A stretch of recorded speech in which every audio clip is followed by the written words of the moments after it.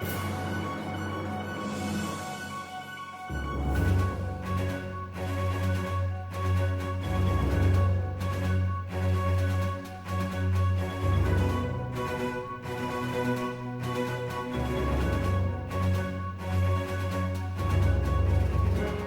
te convidar você a abrir a sua Bíblia aí no Evangelho de Lucas, capítulo 15. Evangelho de Lucas, capítulo 15.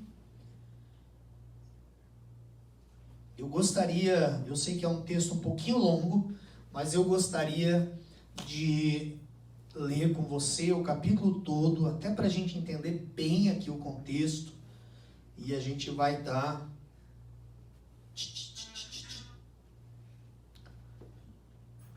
Todo mundo prestando atenção. Você aí na sua casa, abra aí a sua Bíblia, ligue a sua Bíblia aí no seu celular, no seu iPad. Diz assim o versículo 1: Aproximavam-se de Jesus todos os publicanos e pecadores para o ouvir, e murmuravam os fariseus e os escribas, dizendo: Este recebe pecadores e come com eles. Então lhes propôs Jesus esta parábola: Qual dentre vós é o homem que, possuindo 100 ovelhas e perdendo uma delas, não deixa no deserto as 99 e vai em busca da que se perdeu, até encontrá-la? Achando-a, põe nos ombros, cheio de alegria e de júbilo, e indo para casa, reúne os amigos e vizinhos, dizendo-lhes: Alegrai-vos comigo, porque já achei a minha ovelha perdida. Digo-vos que assim haverá maior júbilo no céu por um pecador que se arrepende, do que por 99 justos que não necessitam de arrependimento. Ou qual é a mulher que, tendo 10 dracmas, se perder uma, não acende a candeia, varre a casa e a procura. Está incomodando. Está translating. Entendi. Bom, deixa. Qual é a mulher que, tendo 10 dracmas, se perder uma, não acende a candeia, varre a casa e a procura diligentemente até encontrá-la? E tendo achada, reúne as amigas e vizinhas, dizendo: Alegrai-vos comigo, porque achei a dracma que eu tinha perdido. Eu vos afirmo que, de igual modo, há júbilo diante dos anjos de Deus por um pecador que se arrepende. Continuou: certo homem tinha 2 filhos. O mais moço disse ao pai: Pai, dá-me a parte dos bens que me cabe. E ele lhes repartiu os haveres. Passados não muitos dias, o filho mais moço, ajuntando tudo que era seu, partiu para uma terra distante e lá dissipou, gastou todos os seus bens, vivendo dissolutamente, de uma forma de depravação, né? Depois de ter consumido tudo, sobreveio àquele país uma grande fome, e ele começou a passar necessidade. Então ele foi e se agregou a um dos cidadãos daquela terra, e este o mandou para os seus campos a guardar porcos. Ali desejava ele fartar-se das alfarrobas que os porcos comiam, mas ninguém lhe dava nada.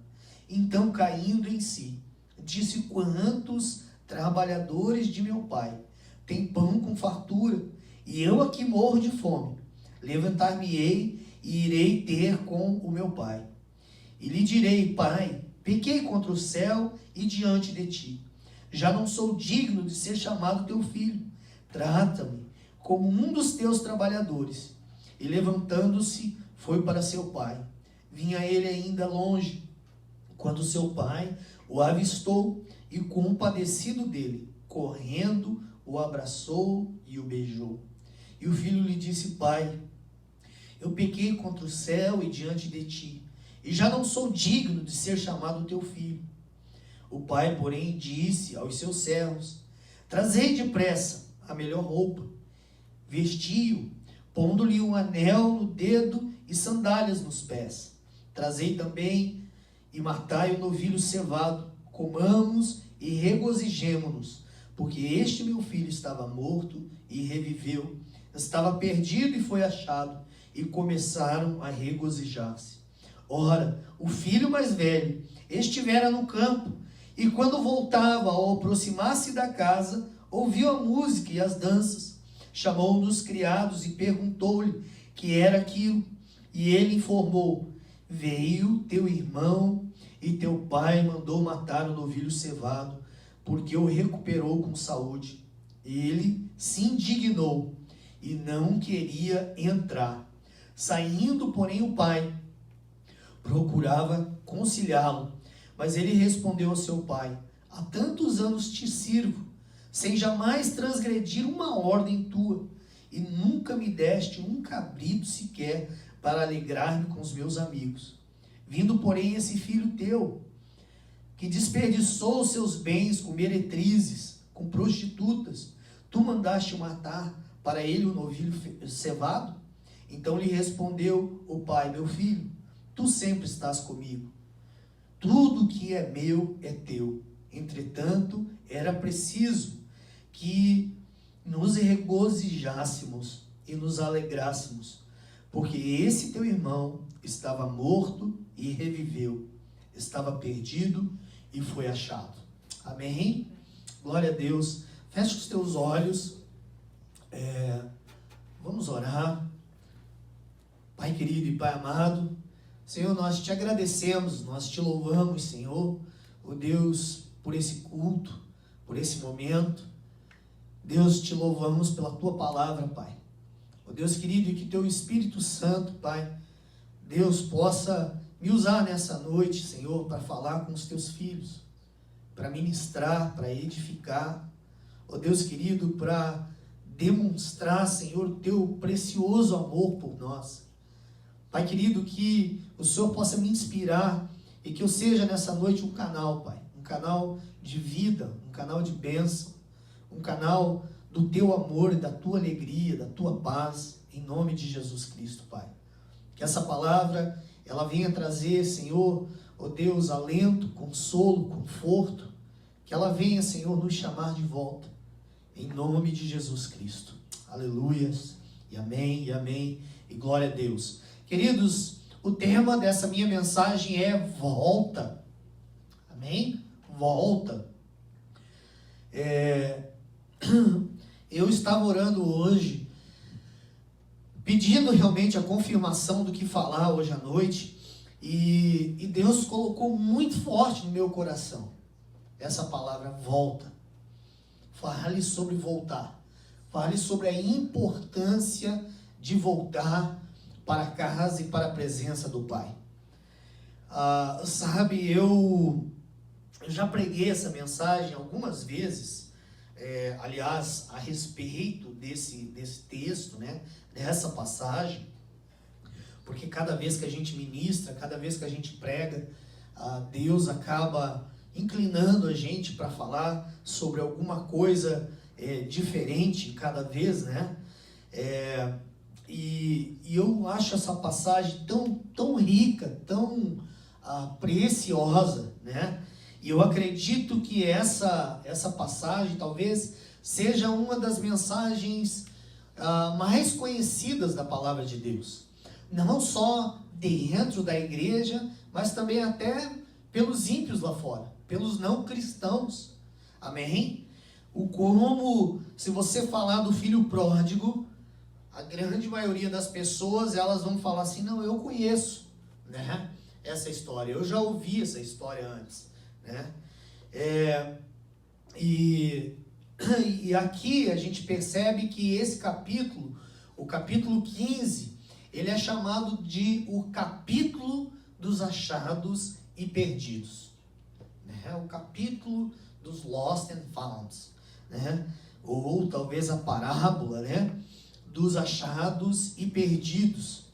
A gente observa aqui no início do texto em que o homem que perde uma ovelha, ele larga as 99 e vai atrás daquela que se perdeu. Eu vejo que essa é uma característica desse homem, e eu, como pastor aqui, eu me identifico um pouco, porque muitas vezes esse é o nosso papel, amém? Como pastor, mas também vocês que são amigos, vocês que amam os irmãos da igreja, as pessoas que convivem com você na igreja, se essas pessoas começam a se ausentarem, se distanciarem, se afastarem, né? É quase que automático a gente pegar e ir atrás dessa pessoa, né? Para saber o que está acontecendo, né? Está precisando de alguma coisa? O que está acontecendo? Não tenho te visto mais, né? Aconteceu alguma coisa dentro da igreja, com alguém da igreja? O que foi? Né? O que a gente pode fazer para te ajudar? O que a gente pode fazer para te trazer de volta? Né? Porque ao longo da nossa vida é comum a gente viver crises, né? A gente passar por problemas, por dificuldades, por adversidades, por lutas. E também cada um, ele reage de uma forma diferente, né? Para alguns tudo é motivo de se aproximarem mais de Deus. Mas infelizmente não é assim com todos. Para outros, as pessoas acabam se afastando da igreja, se afastando de Deus e se esfriando na fé, né? Então aqui eu queria te chamar a atenção que aqui o homem, o pastor, vai atrás da ovelha, né? Essa aqui é a primeira história que nós lemos. E quando ele encontra, ele coloca nos seus ombros e leva de volta e faz uma grande festa, celebrando com seus amigos. A segunda história é a mulher que perde uma dracma. E ali a gente percebe que ela começa a limpar a casa. A primeira coisa que ela faz é acender uma candeia para iluminar melhor o lugar. E ali ela se dedica a procurar isso, a limpar e a tirar tudo do caminho com diligência, com atenção, com cuidado, para que ela pudesse encontrar aquela moeda. E da mesma forma ela encontra aquela moeda e ela celebra com as suas amigas, né? A mulher fica igual uma desesperada, uma doidinha e começa, provavelmente você já passou por isso antes, eu já perdi, por exemplo, minha drive license algumas vezes. Meu Deus do céu, você quase que tira tudo do carro. Esses dias eu perdi um negócio em casa e tirei, sabe quando você limpa o armário 2 vezes, 3 vezes, falando, não, ele tem que estar aqui, eu acho que da primeira eu dei vacilo, né? Mas é assim quando a gente perde alguma coisa que é importante e alguma coisa que é de valor. Agora, é interessante, queridos, que o pai, ele fica numa posição de espera. As pessoas às vezes gostam de dar uma forçada no texto, né? E Don't Give Me Wrong, né? Aquela música Ousado Amor, ela é linda, né? A letra, eu acredito sim que Deus, ele produz algumas coisas na nossa trajetória, na nossa vida, para nos trazer de volta. Mas segundo esse texto aqui, o pai, ele fica esperando. Ele fica aguardando. Ou seja, ele respeita a posição, a decisão e a escolha do filho. É isso que você quer? Você vai me fazer sofrer, você vai me deixar ficar muito triste, porém eu vou respeitar. Amém? Mas eu creio que Deus, com o amor dele, com a graça dele, com a soberania dele, ele vai criar situações que vai fazer acontecer o que aconteceu com esse filho. Que chegando em determinado ponto daquela experiência, daquela vida que ele estava levando, ele caiu em si. Né? O nosso tema, né, a gente tem falado, e aqui lembrando quase que todas as semanas, que o tema do nosso acampamento para esse ano vai ser More Aware of His Presence. Né? Eu vejo que esse filho aqui, quando ele caiu em si, aconteceu com ele o que a gente está querendo passar, né, nesse acampamento. Da gente estar mais atento, mais consciente, mais sensível à presença do Pai. Quando tudo começou a dar errado para ele ali, ele se lembrou do Pai. E isso precisa ser uma atitude diária nossa, amém? Então a gente vê que o homem, ele largou as 99 e foi atrás daquela que se perdeu. A mulher largou tudo que ela estava fazendo e se dedicou ali diligentemente a procurar aquela moeda. Mas o pai, mesmo eu creio, né, com um sentimento, com a tristeza no coração, ele respeitou e ele esperou e ele aguardou o seu filho retornar. Então eu gostaria de meditar com você um pouquinho mais profundo aqui sobre cada um desses 3 personagens. Tá? A primeira coisa que eu queria destacar é que o filho mais novo, ele é chamado de pródigo. E pródigo, eu não sei quantos de vocês sabem a definição, mas significa esbanjador. Aquele que gasta muito. Aquele que spend too much. Aquele que não tem controle com as suas finanças. Aquele que dissipa, que desperdiça. Sabe quando você tem alguma coisa que tem valor, mas você sai distribuindo, não dá muito valor? A gente percebe que esse filho, aqui nos Estados Unidos, né, a gente usa muito essa expressão, o americano usa muito essa expressão de taking for granted. Tipo assim, veio fácil. Eu não dou muita importância, eu não dou o valor que eu deveria dar por tudo isso aqui que eu recebi. E muitas das vezes é assim que a gente se encontra dentro da igreja. Queridos, eu não aconselho a ninguém sair da presença de Deus para perceber e para entender o que é a vida sem Deus. Mas infelizmente muitas pessoas, elas só conseguem dar valor a Deus, a igreja, a presença de Deus nas suas vidas quando elas perdem. A paz vai embora, a alegria verdadeira vai embora, o sentimento de pertencer, de ser amado, começa a ir embora. Aí, ao contrário disso, a acusação começa a entrar na nossa vida, a culpa começa a entrar na nossa vida, né? Para mim é muito fácil falar sobre tudo isso, porque comigo foi o oposto. Eu vivi no mundo. E eu vivi de uma forma extremamente intensa, onde eu vivi mergulhado e no fundo do poço. Eu vivi uma vida podre. Então eu sei o que é uma vida sem Deus, o que é viver no meio das trevas, da escuridão.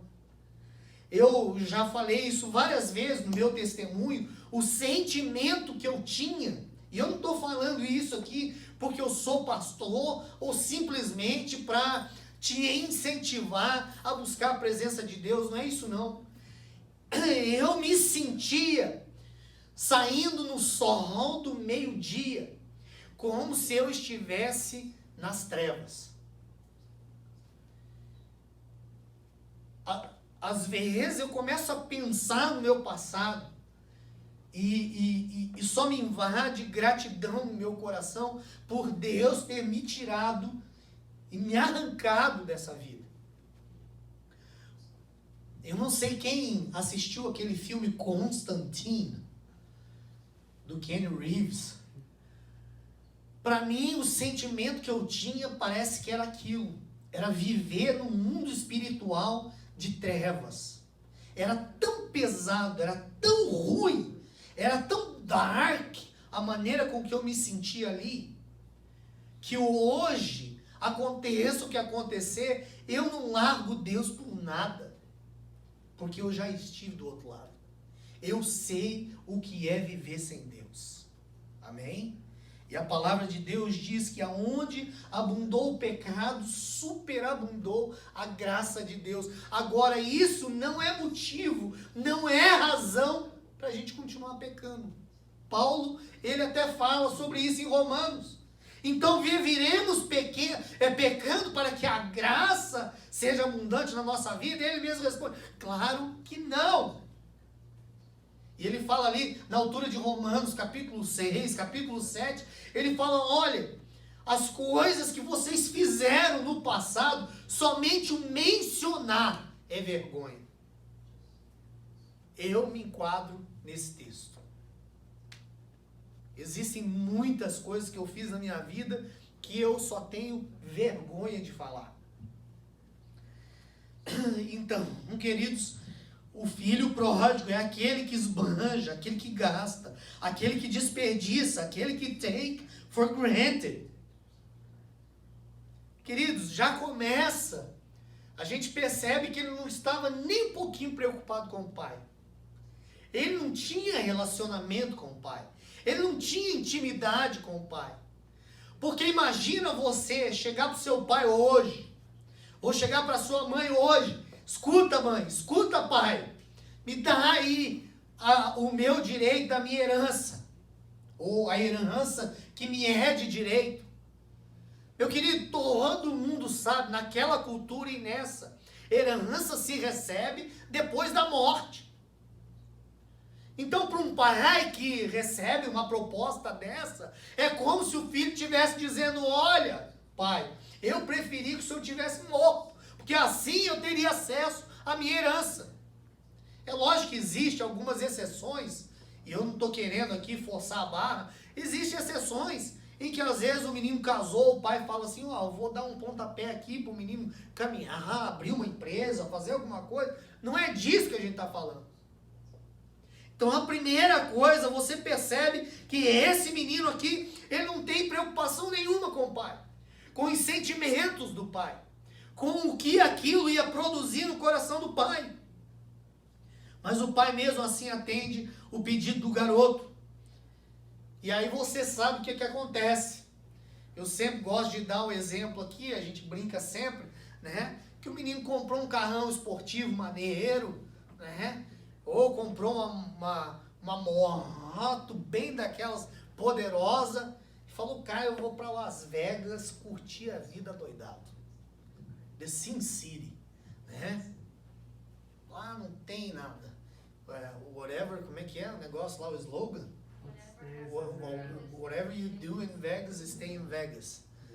Só que é a mentira, porque não vai sair nunca da mente e do coração da pessoa. E ali ele chega e começa a aproveitar, entre aspas, a vida.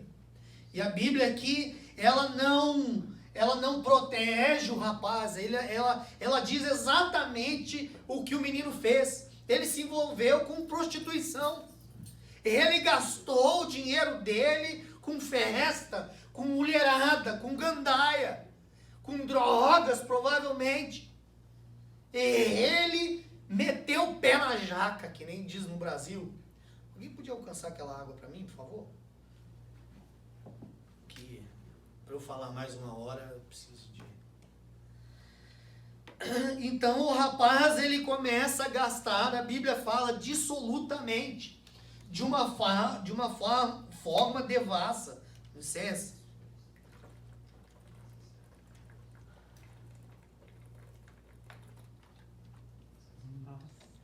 Ganhei uma meia horinha aqui agora.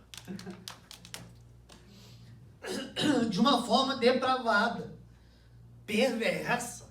E ele foi pro mundão mesmo com força.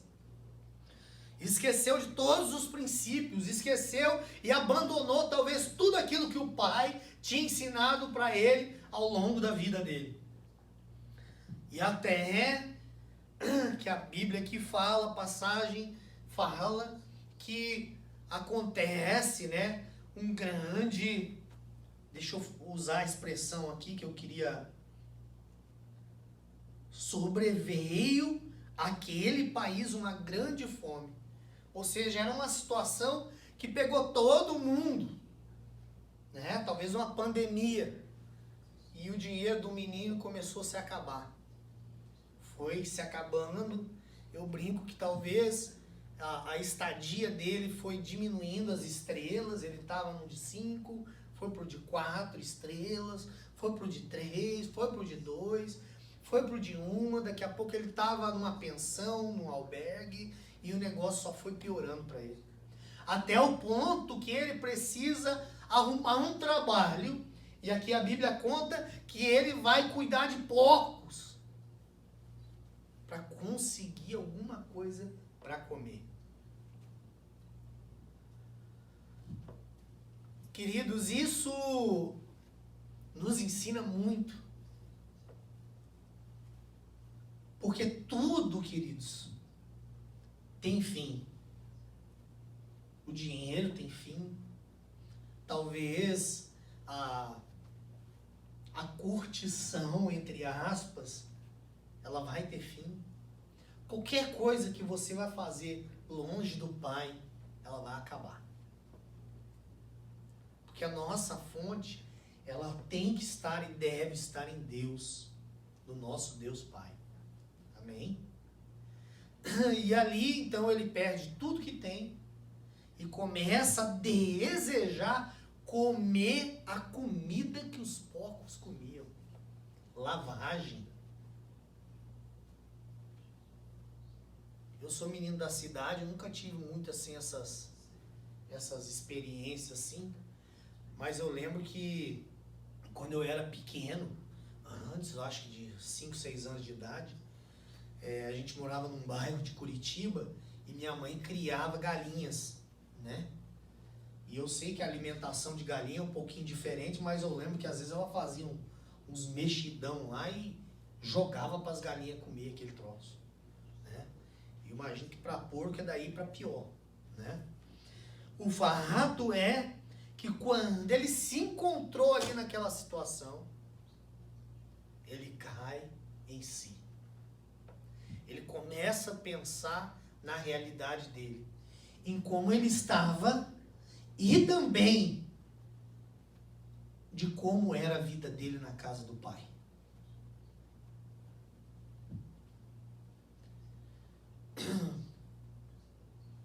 E ele se lembra, ele reconhece, provavelmente ele pergunta: o que eu estou fazendo aqui? E ele fala assim: eu vou voltar. É interessante porque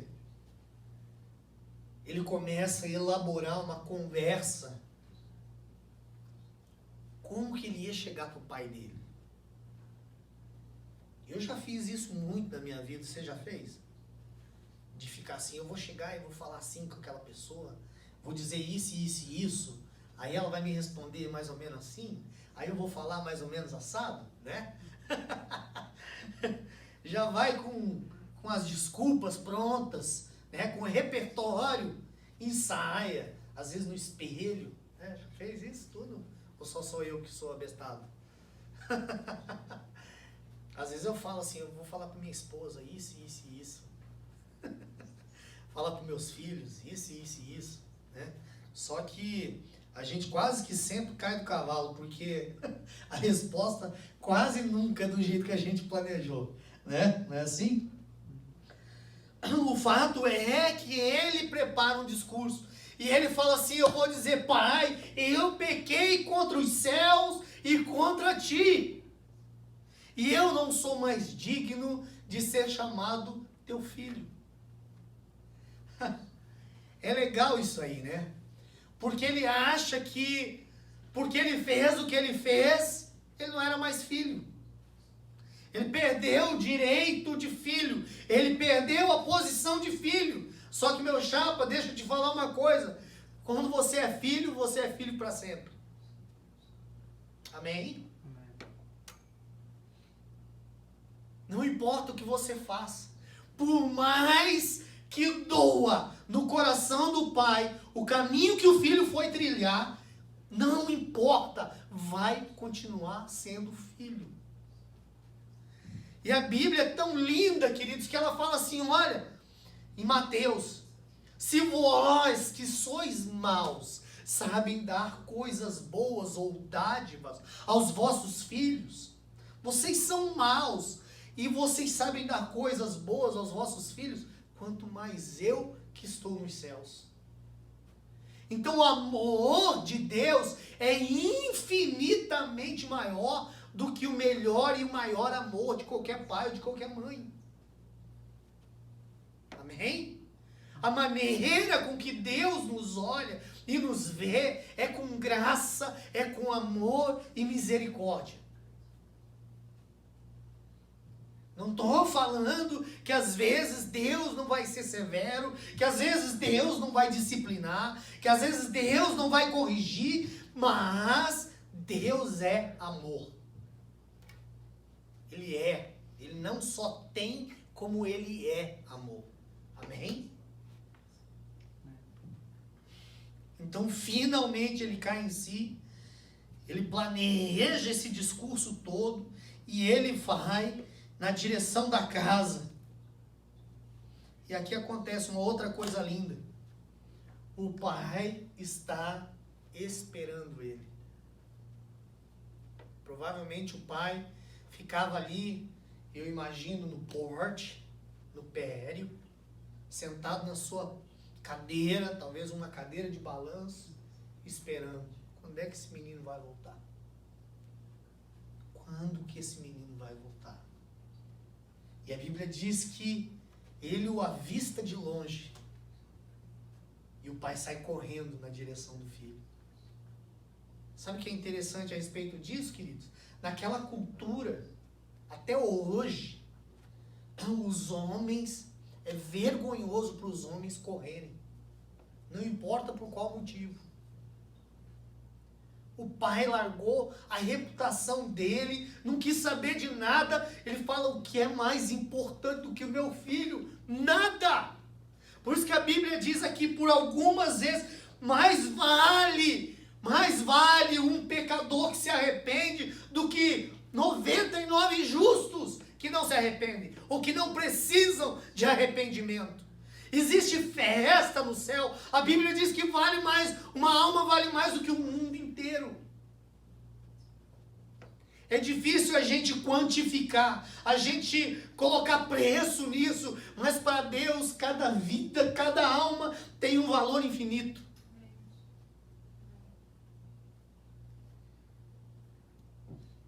E às vezes eu vejo, queridos, comigo mesmo trato com as pessoas. Às vezes Deus dá uma puxada na minha orelha. Hoje mesmo, Deus me lembrou, olha, eu amo essa pessoa aí do mesmo jeito que eu te amo.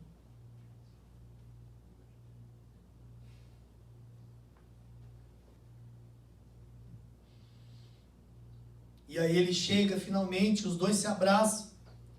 E ele diz, eu não sou digno, eu não mereço. Isso aqui é a maior exposição e explicação da graça de Deus.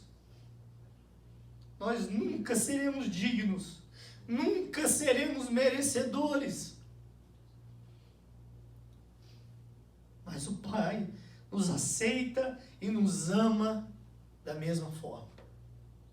É graça, é bondade imerecida. É a explicação da graça de Deus. Quem é filho para sempre. Não importa o que você faça. E aí o pai fala assim, olha, matem o novilho cevado. Vamos fazer uma grande festa, porque esse meu filho estava morto e reviveu, estava perdido e foi achado. Vamos celebrar.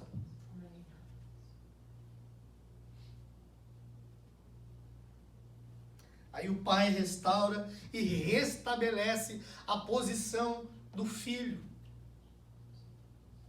Fala, menino, larga a mão de ser tonto. Que negócio é esse que você não é digno?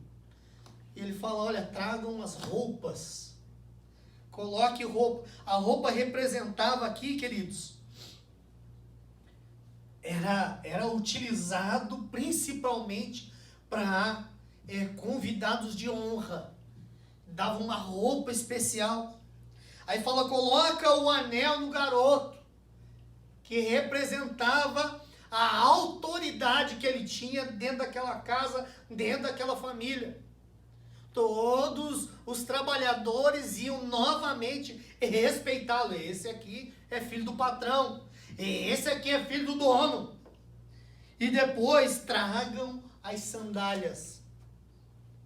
Sabe por que isso é importante? Porque os servos, os escravos, eles não andavam com sandálias.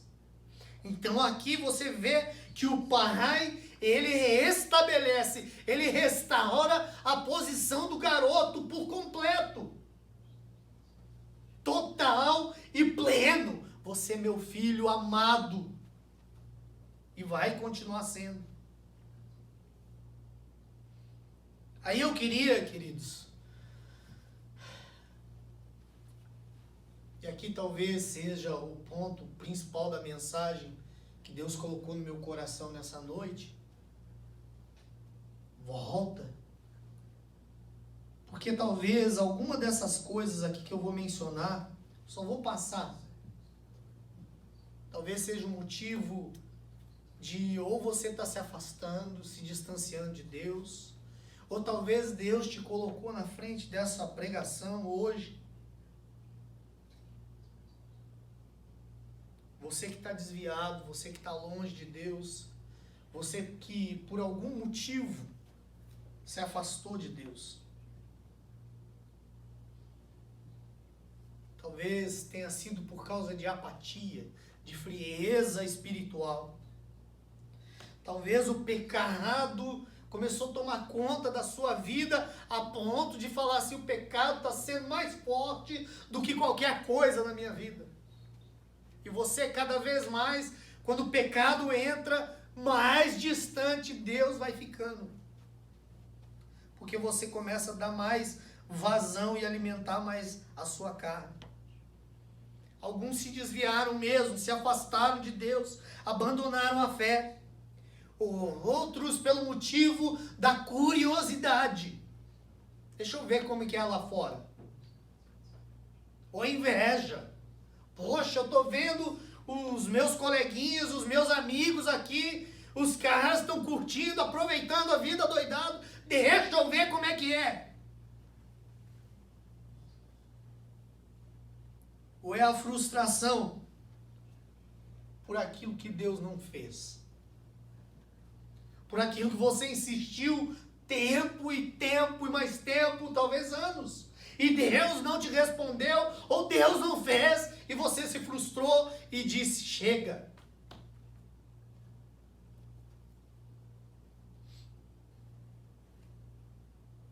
Ou talvez... Fechou a mensagem aqui, gente. Espera aí. O que eu fiz, gente? Acabou a bateria? Não.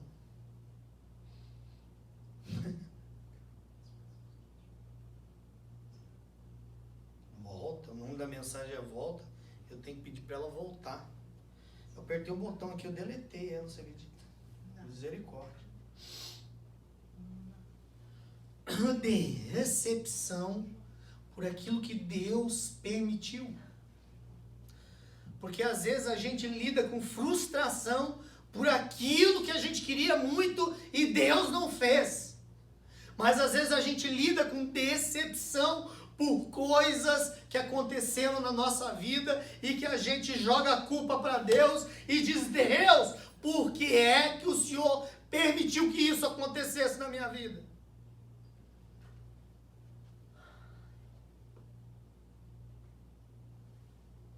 Ou pode ser agitação demais, muitas atividades, muitos compromissos. Eu tenho que fazer isso, eu tenho que fazer aquilo, eu tenho que estar aqui, eu tenho que estar ali. Não dá tempo mais para Deus, não dá tempo mais para a igreja, não dá para conciliar mais.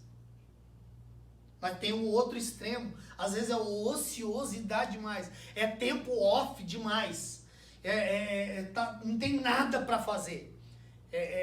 fica, né, como diz o ditado, mente vazia, oficina do diabo. Né? Tem tanto tempo available que vai se afastando e vai se esfriando. Ou pode ter sido orgulho, ou pode ter sido um acúmulo de ingratidão no coração, de realmente não reconhecer, como eu disse, o que tem na presença de Deus, na casa de Deus. É ingrato, não reconhece aquilo que Deus fez e continua fazendo por você. Achar que não vale a pena. Quer saber, eu acho que não vale a pena não.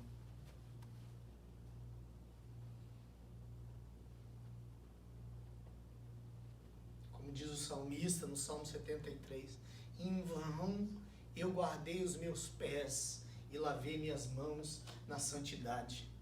Não vale a pena. Não compensa pagar preço. Tá tudo aí, eu conheço tanta gente que convive comigo, que vive de uma vida toda esculhambada no meio do pecado, não acontece nada. Vive numa boa, vive tranquilo. Mas não é para você. Não é para você. Aquele que está no mundo, pertence para o diabo.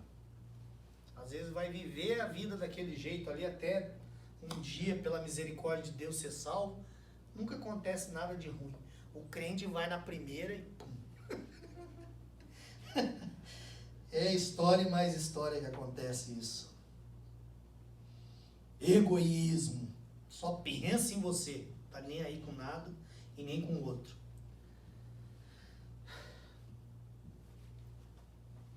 Eu achei que eu deveria dar uma explicação dessa camiseta aqui. Born to Serve. Since 1994. Porque eu achei fantástico, né? Que eu tava procurando camiseta. Aí você fala, pastor, você nasceu em 75, o que tem a ver esse 94? Tudo. Foi quando eu realmente nasci para servir. Foi o ano do meu batismo. Não é legal? Profético, né?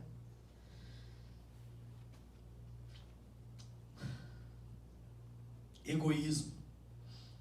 Ou por causa de relacionamentos errados. Muitas pessoas se afastam da presença de Deus por causa de relacionamentos errados. Amizades erradas. Você quer ver pior ainda? Namoro. Meu Deus do céu. Namoro errado. Olha que é um grande vilão aí da vida do cristão. E eu não estou falando só para jovem, não. Isso aí serve para adulto, para velho, para tudo.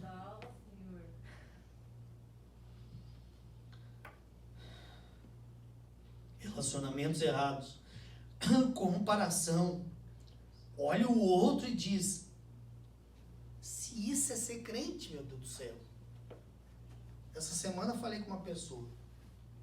Não, pastor, não dá não, porque você é louco, a gente convive com esse povo aí, o povo fala que é crente, mas é tudo virado no Satanás. Eu falei, meu irmão, faz o teu, garante o teu, o resto é resto, meu irmão.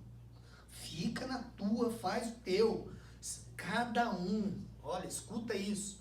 A Bíblia diz, cada um dará conta de si mesmo a Deus. Lá na hora do julgamento final, não vai adiantar você falar, mas, pastor, a Bruna fez isso. O pastor não, falar pra ele, né? Mas eu desviei porque a Bruna era assim, a Bruna fazia isso, a Bruna fazia aquilo. Meu irmão, meu pai era assim, minha mãe era assim, meu pastor, meu líder, meu chapa. Cada um vai dar conta de si. Não tem desculpinha, não.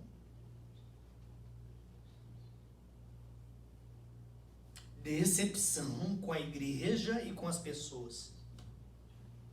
Normal isso, meu chapa. Vida em igreja é isso. Você vai se decepcionar, você vai brigar, você vai ficar triste, você vai ficar ofendido. Faz parte, meu chapa. Todo mundo é ser humano igual a você, todo mundo é imperfeito igual a você. Simples assim. Ou você acha que você não magoa e machuca ninguém? Que você é uma pureza, você é um santo, você é um anjinho, batendo asas com auréola. Não, meu chapa. Você também ofende, você também fere, você também machuca, e é assim que funciona. Deve ser assim? Não, claro que não. Mas vai acontecer. Aí tem outros que falam assim, porque aquela igreja, não sei o quê, só tem panelinha. Vai sempre ter panelinha. Desculpa, mas eu vou me dar bem melhor com essas pessoas aqui do que com aquelas. É comum, gente. É comum. Como é que é? Me lembra daquela frase? Os grupos homogêneos se atraem. O que é homogêneo? Por exemplo, a molecada que gosta de jogar FIFA vai viver mais, vai ter mais tempo junto. Entendeu? Os que gostam de rock and roll vão viver mais junto. Os que gostam do skate vão viver. É assim que funciona. Aí não adianta falar, porque são panelinha e grupo. Acha as suas panelas e mete bronca, meu chapa. Aí fala assim, porque não sei o que, só sabe ficar julgando a gente. Eu estou preparando uma palavra sobre isso, mas eu vou dar uma adiantada aqui para você só. Julgar, não tem nada de errado nisso. Não se escandalize. Jesus, ele disse assim, João 7,24. Não julgueis segundo a aparência. Presta atenção, hein? E sim pela reta justiça. Tá falando para você não julgar? Não. Ele tá te dando uma orientação. Não julgue pela aparência, mas pode julgar pela reta justiça ou pela verdade. O problema é julgar a aparência do outro.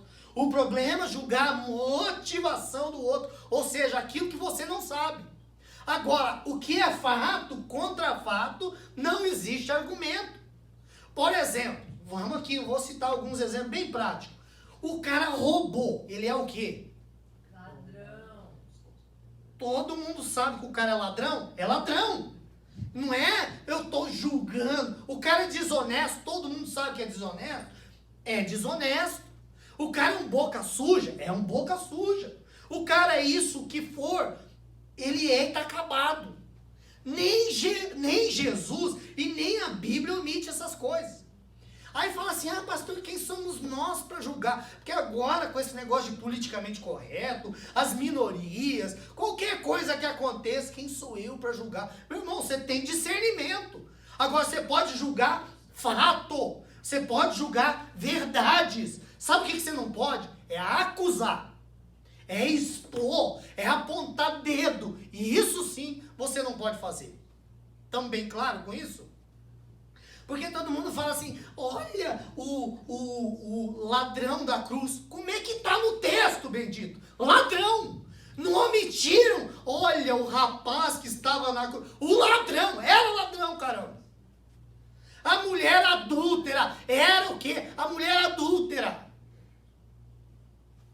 Jesus não passava pano. A Bíblia não passa pano. É o que está acabado. Jesus não pergunta para a mulher, olha onde estão seus julgadores. Ele fala assim, aonde estão seus acusadores? Nem eu te acuso. Agora vai e não peques mais. Vamos parar de mimimi, vamos parar de conversa fiada. Eu já estou falando essa frase e vou tomar posse dela. Se eu gostasse de mimimi, eu comprava um gato gago. A Bíblia fala de ladrão, a Bíblia fala de assassino, é mentiroso. É mulher adúltera, é leproso, é cego, é surdo, é paralítico. É assim. Se e está acabado.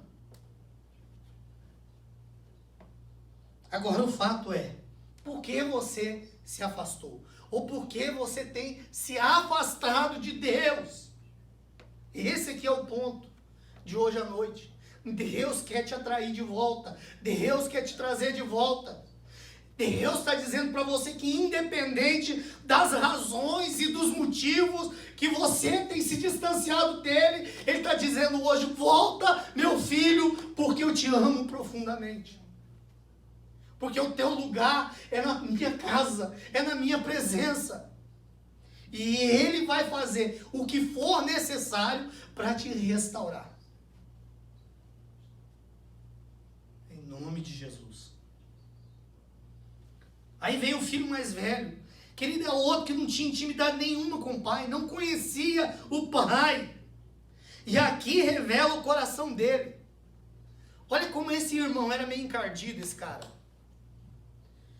Primeiro que ele não chama o irmão de irmão. Que desgraça é isso? Ele chama aquele teu filho. Olha. O menino não demonstra uma misericórdia. Ele não demonstra amor nenhum. Ele não se compadece do irmão. Ele não se preocupa porque o irmão estava comendo comida de porco. Ele só pensava, olha, esse teu filho que gastou tudo que o Senhor deu para ele.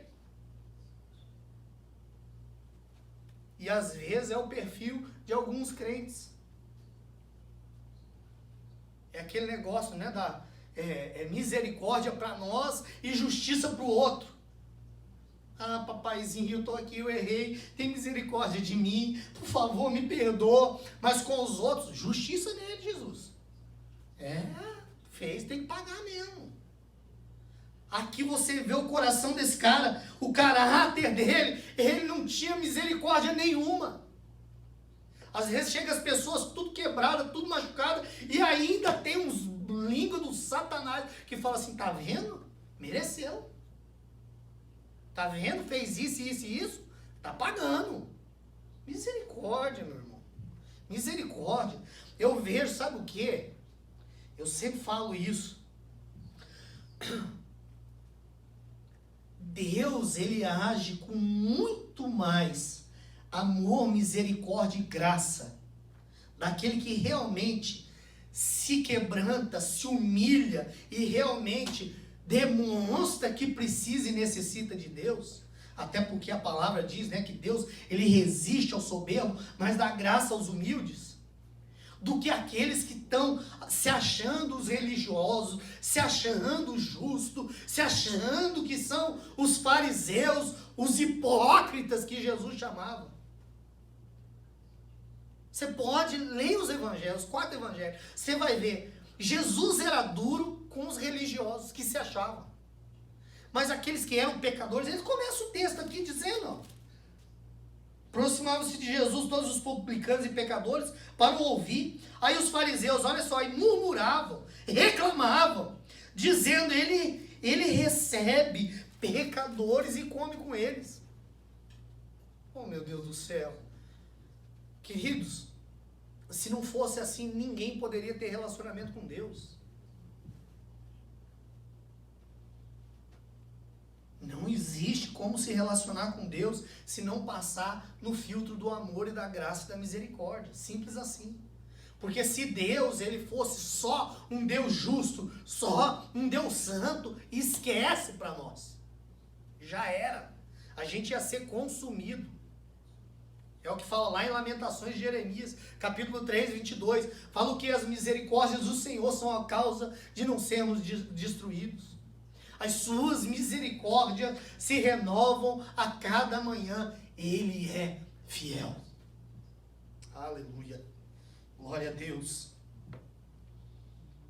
Então ele não chama de irmão, ele não se compadece, ele não sente misericórdia do irmão, ele não fica feliz pela volta do irmão, ele não se arrepende. Ele é um cara amargurado. É sentido. A garganta não ajuda, né? Era rancoroso, invejoso. Por que invejoso? Poxa, deu aí o novilho cevado pro meu irmão, nunca me deu nem um cabrito. Olha a inveja do desgrama do menino. Sabe um que eu associo com esse irmão aqui? O profeta Jonas. Assim, eu não queria pregar, porque eu sabia que eles iam se arrepender. E eu sabia que o Senhor ia ter misericórdia deles. O cara ficou bravo com Deus, porque... Ai, Jesus. Amargurado, rancoroso. Ele agiu como se ele tivesse magoado com o pai. E aí eu te faço uma pergunta. Quem é você aqui nessa história? É o filho mais novo que só está querendo o que Deus pode te dar? Você só está buscando as mãos de Deus? Só aquilo que Ele pode fazer por você?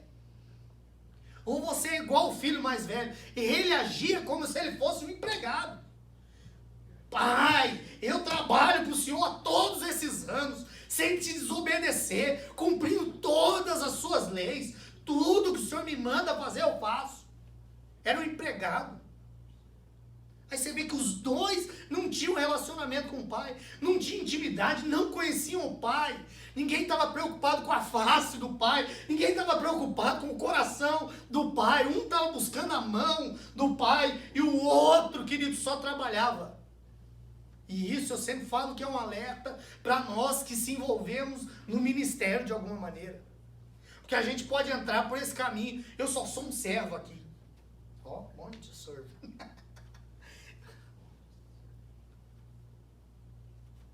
A motivação errada. Eu sou um simples empregado, um simples servo. Não, querido, você é servo, mas você também é filho. Você também é amigo. E o terceiro é o pai. Vamos terminar aqui. Então, uma das coisas que podemos aprender aqui, que é extremamente profundo, querido, é observar que o filho mais novo só buscava as mãos. O filho mais velho só sabia trabalhar. Nenhum dos dois tinha um relacionamento profundo com o pai. Nenhum dos dois conhecia o pai, se interessava pelo pai. Nenhum dos dois buscava o coração do pai. Nenhum dos dois buscava conhecê-lo e adorá-lo por quem ele era. Eu sempre digo que Deus, ele não tem filhos preferidos, prediletos, mas ele tem filhos que o preferem.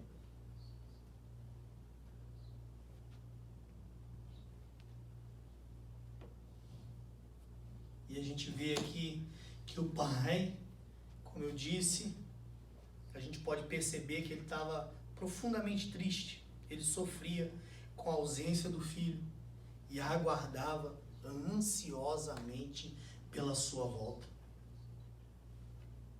Ele esperava e continua esperando a você e todo aquele que está distante dele, afastado dele. O amor dele é maior que tudo. A palavra de Deus diz em Pedro que a paciência de Deus significa salvação para muitos. O motivo que Deus não voltou ainda, o motivo que Ele ainda está esperando com paciência é para que muitos e muitos e muitos voltem para a casa do Pai, se arrependam. Eu quero crer, queridos, que essa é uma estatística mentirosa. Mas no Brasil, estão fazendo uma estatística de que mais de 30% a 40% dos cristãos não vão voltar para a igreja depois da pandemia. Porque de alguma maneira gostaram desse negócio online somente. Ligo meu YouTube, quando eu tiver a fim de ouvir aquele careca eu ligo, né? Ou seja um cabeludo, whatever que seja, né? A gente precisa voltar. Amém? A gente precisa voltar. Você que está distante, hoje é a noite para você se arrepender, para você cair em si. Falar assim, eu estou me afastando pelos motivos errados, pelas razões erradas. Meu amor, meu relacionamento está se esfriando. E nessa noite, Senhor, eu me arrependo e eu quero voltar. Amém? E tenha certeza que Ele está indo correndo ao seu encontro para te restaurar, para te restabelecer, para te curar, para fazer o que for necessário para que você permaneça na casa e na presença dEle. Amém? Vamos se colocar de pé. Feche teus olhos.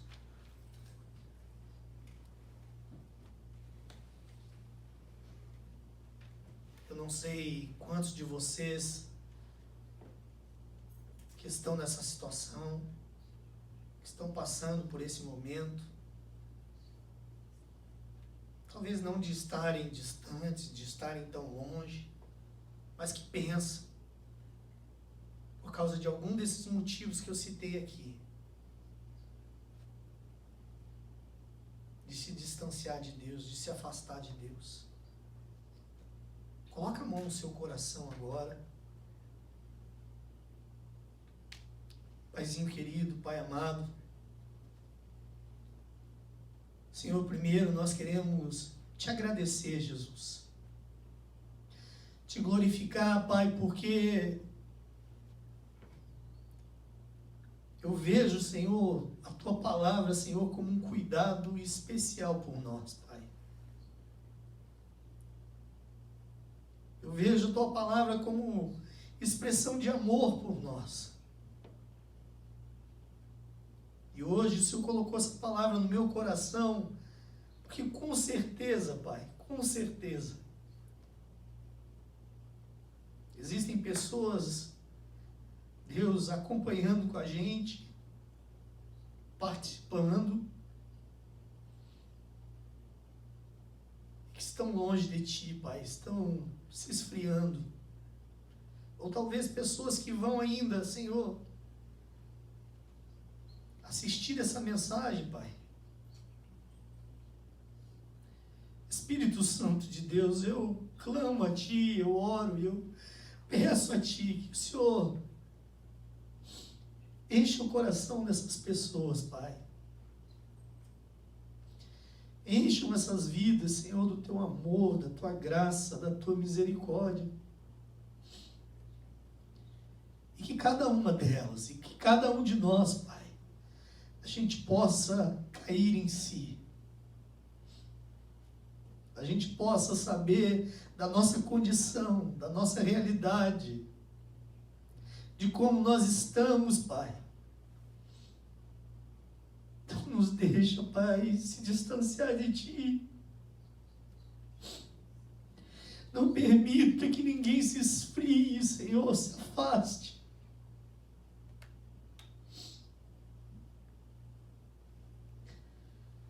Alcança essas vidas hoje, meu Pai.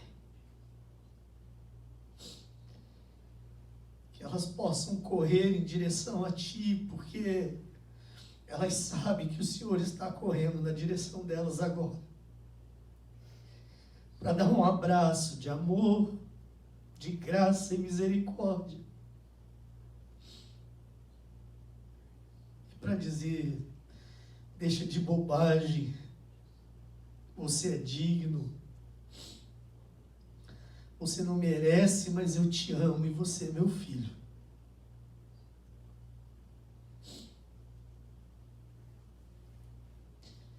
Te agradecemos, Senhor, porque o Senhor está sempre disposto, Senhor, a perdoar. Porque a Tua palavra diz, Senhor, que o coração quebrantado e contrito o Senhor não rejeita. Muito obrigado, Jesus. Muito obrigado, Senhor. Se tem alguma coisa, Senhor, do filho pródigo dentro de nós, Deus, arranca isso. Cura isso. Em nome de Jesus. Se existe alguma coisa do filho mais velho, Pai, arranca em nome de Jesus Cristo. Dai-nos um coração igual de Jesus, que olhava as multidões e sentia compaixão, porque elas não tinham pastores. Em nome de Jesus, Pai. Volta, filho. Volta para casa e para a presença do Pai. Em nome de Jesus Cristo. Amém.